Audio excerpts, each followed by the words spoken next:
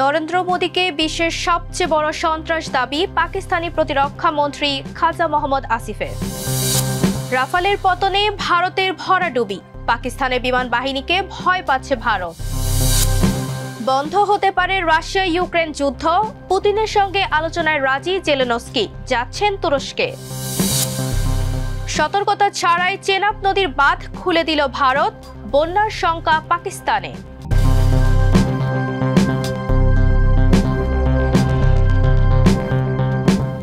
দর্শক, আমন্ত্রণ মাই TV I নিউজে। এতক্ষণ দেখছিলেন শিরোনাম, সাথে আছে আমি নওশাদ তাবাসসুম।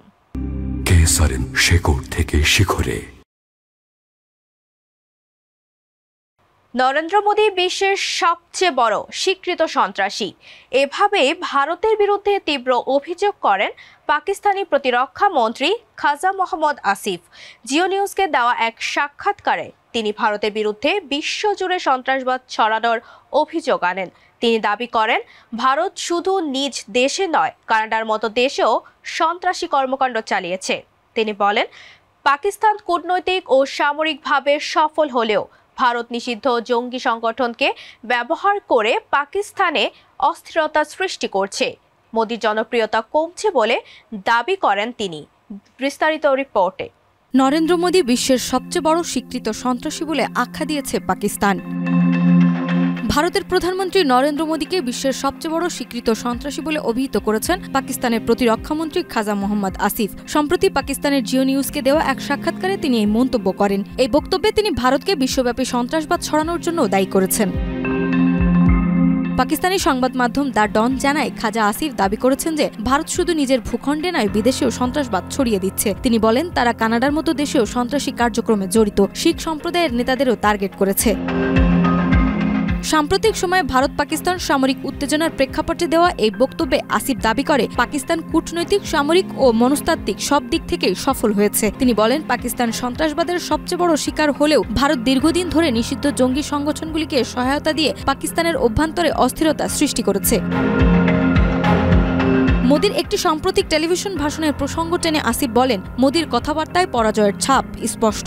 ভারতে মোদির জনপ্রিয়তা কমছে এবং জনগণ তার বিরুদ্ধে সরব হচ্ছে। পাকিস্তানের প্রতিরক্ষা মন্ত্রীর এই কথা যদি সত্যি হয়, তাহলে খুব খারাপ দিন আসতে চলেছে নরেন্দ্র মোদির জন্য। শেষমেশ এমনও হতে পারে যে মসনদ হারালেন নরেন্দ্র মোদি। নাজনাজবা, মাই টিভি। 7 মে প্রথমবারের মতো পাকিস্তানের জেট-এনসি বাস্তব যুদ্ধে ভারতের রাফালকে ভূপাতিত করে ইতিহাস করেছে। এতে স্পষ্ট, শুধু প্ল্যাটফর্ম নয়, পুরো কিল চেইনই যুদ্ধ জয়ের মূল। এ সংঘর্ষ বৈমানিক প্রযুক্তির ভারসাম্যে এক যুগান্তকারী পরিবর্তনের বার্তা দেয়, যেখানে চীনা প্রযুক্তি পশ্চিমা আধিপত্যকে চ্যালেঞ্জ জানাচ্ছে। বিস্তারিত রিপোর্টে। ভারত শুধু সিনেমাতে পাকিস্তানকে হারাতে পারলেও বাস্তব যুদ্ধে হেরেছে পাকিস্তানের সাথে। সম্প্রতি ভারত পাকিস্তানের মধ্যে সংগঠিত আকাশযুদ্ধে বৈশ্বিক প্রতিরক্ষা ভারসাম্যে বড় ধরনের নাড়া দিয়েছে। গত 7 মে পাকিস্তান বিমান বাহিনীর চীনা নির্মিত জে-10C যুদ্ধবিমান বাস্তব লড়াইয়ে ভারতের ফরাসি রাফাল জেটকে ভূপাতিত করে। এটি ছিল রাফালের প্রথম যুদ্ধক্ষেত্রের পরাজয় এবং জে-10Cর জন্য এক ঐতিহাসিক বিজয়। মাত্র $4 কোটি জে-10C দ্বারা প্রায় $12 কোটি রাফাল ধ্বংস হওয়া প্রযুক্তিগত উৎকর্ষের পাশাপাশি কৌশলগত অগ্রগতিরও প্রমাণ। এই সংঘর্ষে রাফালের উন্নত মেটিওর ক্ষেপণাস্ত্রকেও কৌশলে পরাস্ত করে চীন PL-15, যা যুদ্ধক্ষেত্রে কিলচেন রাডার, যোগাযোগ, ক্ষেপণাস্ত্র কৌশলের সম্মিলিত কার্যকারিতাকে সামনে নিয়ে এসেছে। এ ঘটনায় ইউরোপীয় প্রস্তুতকারক দাসো এভিয়েশনের শেয়ারে পতন ঘটে। অপরদিকে চীনা কোম্পানি FEIC এর শেয়ারে ঊর্ধ্বগতি দেখা যায়। বিশ্লেষকরা বলছেন, এই সংঘর্ষ যুদ্ধবিমান নির্বাচন ও প্রতিরক্ষা কৌশলে বৈপ্লবিক পরিবর্তন আনবে। উন্নয়নশীল দেশগুলো এখন সাশ্রয়ী কিন্তু কার্যকর প্ল্যাটফর্মের দিকে ঝুঁকবে। সবশেষ এই লড়াই পাকিস্তানি পাইলটদের কৌশলগত দক্ষতা, উচ্চ প্রশিক্ষণ ও নেটওয়ার্ক কেন্দ্রিক যুদ্ধনীতির সফল প্রয়োগের এক অনন্য দৃষ্টান্ত স্থাপন করেছে। এটি প্রমাণ করে, আধুনিক যুদ্ধে জয়ের চাবিকাঠি কেবল বিমান নয়, বরং সম্পূর্ণ সম্মিলিত যুদ্ধ ব্যবস্থা। কবির চৌধুরী জয়, মাই টিভি। রাশিয়ার প্রেসিডেন্ট ভ্লাদিমির পুতিনের সঙ্গে সরাসরি বৈঠকে বসতে সম্মতি দিয়েছেন ইউক্রেনের প্রেসিডেন্ট ভলোদিমির জেলেনস্কি। 11 মে সামাজিক যোগাযোগ মাধ্যম এক্সে দেওয়া এক পোস্টে জেলেনস্কি জানান, তিনি একটি পূর্ণাঙ্গ ও স্থায়ী যুদ্ধবিরতি চান। জেলেনস্কি পুতিন বৈঠক আগামী বৃহস্পতিবার তুরস্কে অনুষ্ঠিত হওয়ার সম্ভাবনা রয়েছে। বিস্তারিত রিপোর্টে। রাশিয়ার প্রেসিডেন্ট ভ্লাদিমির পুতিনের সঙ্গে সরাসরি আলোচনার জন্য প্রস্তুতির কথা জানিয়েছেন ইউক্রেনের প্রেসিডেন্ট ভলোদিমির জেলেনস্কি। 15 মে তুরস্কে বৈঠক অনুষ্ঠিত হতে পারে বলে ধারণা করা হচ্ছে।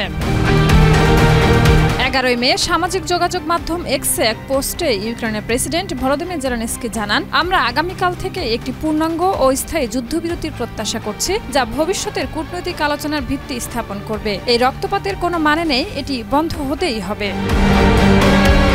বিশ্লেষকরা মনে করছেন, জেলেনস্কির এই অবস্থান পরিবর্তনের পেছনে মার্কিন প্রেসিডেন্ট ডোনাল্ড ট্রাম্পের গুরুত্বপূর্ণ ভূমিকা রয়েছে।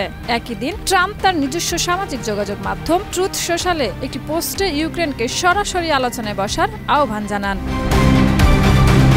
এর আগে জেলেনস্কি যুদ্ধবিরতির শর্ত হিসেবে 12 মে থেকে অন্তত 30 দিনের জন্য লড়াই বন্ধ রাখার দাবি জানিয়েছিলেন। তবে ট্রাম্পের মন্তব্যে কিছুটা চাপের ইঙ্গিতও ছিল। তিনি লেখেন, আমি এখন ভাবতে শুরু করেছি ইউক্রেন আদৌ চুক্তি করতে চায় কিনা। পুতিন এখন দ্বিতীয় বিশ্বযুদ্ধে রাশিয়ার বিজয় উদযাপনে ব্যস্ত, যা যুক্তরাষ্ট্রের সহায়তা ছাড়া সম্ভব ছিল না। এখনই সঠিক সময় আলোচনায় বসার।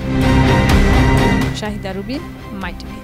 পূর্ব সতর্কতা ছাড়াই চেনাব নদীর বাগলিহার বাঁধের গেট খুলে দিয়েছে ভারত। প্রবল পানি প্রবাহের পাকিস্তানে বন্যার শঙ্কা দেখা দিয়েছে। সিন্ধু পানি চুক্তি কার্যত স্থগিত রেখে ভারত একতরফাভাবে পানি নিয়ন্ত্রণ করছে, ফলে ক্ষতিগ্রস্ত হতে পারে পাকিস্তানের কৃষি ও বিদ্যুৎ খাত। এই ইস্যুতে আবারও বাড়ছে দুই দেশের উত্তেজনা। বিস্তারিত রিপোর্টে। পূর্ব সতর্কতা ছাড়াই চেনাব নদীর ওপর নির্মিত বাগলিহার বাঁধের গেট খুলে দিয়েছে ভারত। ফলে হঠাৎ করে বিপুল পরিমাণ পানি প্রবাহিত হচ্ছে পাকিস্তান অংশে। এর ফলে নদী তীরবর্তী এলাকাগুলোতে বন্যার সংখ্যা দেখা দিয়েছে। শুকনো মৌসুমে নদীতে পানির স্তর কম থাকায় হঠাৎ পানি বাড়লে বিপদের আশঙ্কা তীব্র হয়। ভারতের রামবানে অবস্থিত বাগলিহার জলবিদ্যুৎ প্রকল্পের অন্তত 3টি গেট গত 2 দিনে খুলে দেওয়া হয়েছে। টানা বৃষ্টির কারণে বাঁধে পানির চাপ বেড়ে যাওয়ায় এই পদক্ষেপ নেয় ভারত, যদিও ভারতীয় কর্তৃপক্ষ এ বিষয়ে আনুষ্ঠানিকভাবে কোনো ব্যাখ্যা দেয়নি। সিন্ধু পানি চুক্তি অনুযায়ী চেনাব নদীর পানি পাকিস্তানের জন্য বরাদ্দ। চুক্তিটি 1960 সালে বিশ্বব্যাংকের মধ্যস্থতায় স্বাক্ষরিত হয়। তবে সম্প্রতি ভারত এই চুক্তি কার্যত স্থগিত রেখেছে এবং পশ্চিমের নদীগুলোর পানি প্রবাহে নিয়ন্ত্রণ বাড়িয়েছে। ভারতের এই আচরণ পাকিস্তানের জন্য উদ্বেগজনক। দেশটির কৃষি ও বিদ্যুৎ উৎপাদন অনেকটাই এই নদীগুলোর পানির উপর নির্ভরশীল। হঠাৎ পানি প্রবাহ বাড়লে যেমন বন্যা ও ক্ষয়ক্ষতির ঝুঁকি থাকে, তেমনি পানি আটকে রাখলে উৎপাদন ব্যাহত হয়। কবির চৌধুরী জয়, মাইটিভি। ভারত পাকিস্তান সীমান্তে উত্তেজনার পর মার্কিন গোয়েন্দা তথ্যের ভিত্তিতে প্রেসিডেন্ট ট্রাম্পের হস্তক্ষেপে দুই দেশ যুদ্ধবিরতিতে সম্মত হয়। পাকিস্তান যুক্তরাষ্ট্রকে ধন্যবাদ জানালেও ভারত বলছে এটি দুই দেশের নিজস্ব আলোচনার ফল। যুদ্ধবিরতির পরও উভয় পক্ষ একে অপরের বিরুদ্ধে লঙ্ঘনের অভিযোগ তুলেছে। বিশ্লেষকরা বলছেন যুদ্ধবিরতি স্থায়ী নাও হতে পারে। বিস্তারিত রিপোর্টে। দক্ষিণ এশিয়ার পারমাণবিক শক্তিধর দুই প্রতিবেশী রাষ্ট্র ভারত ও পাকিস্তানের মধ্যে চরম উত্তেজনার মধ্যে হস্তক্ষেপ করে যুদ্ধবিরতি নিশ্চিত করেছে যুক্তরাষ্ট্র।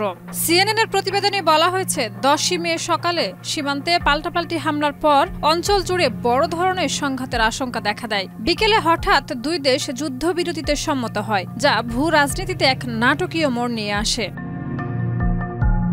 মার্কিন গোয়েন্দা তথ্যের ভিত্তিতে দ্রুত কূটনৈতিক তৎপরতা শুরু করে ওয়াশিংটন। মার্কিন প্রেসিডেন্ট ডোনাল্ড ট্রাম্প সরাসরি যোগাযোগ করেন ভারতের প্রধানমন্ত্রী নরেন্দ্র মোদী ও পাকিস্তানের প্রধানমন্ত্রী শেহবাজ শরীফের সঙ্গে। এর ফলে দ্রুত এক সমঝোতায় পৌঁছায় দুই দেশ।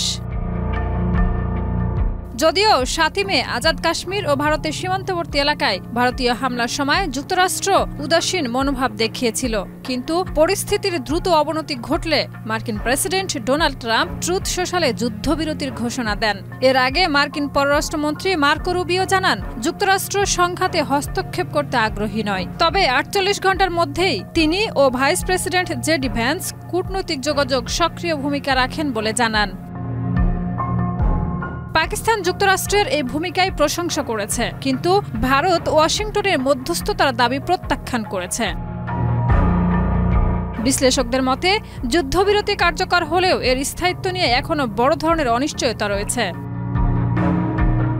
Shahida Ruby, MyTV. দর্শক, এই ছিল আজকের মাইটিভি আই নিউজ। ধন্যবাদ এতক্ষণ সাথে থাকার জন্য।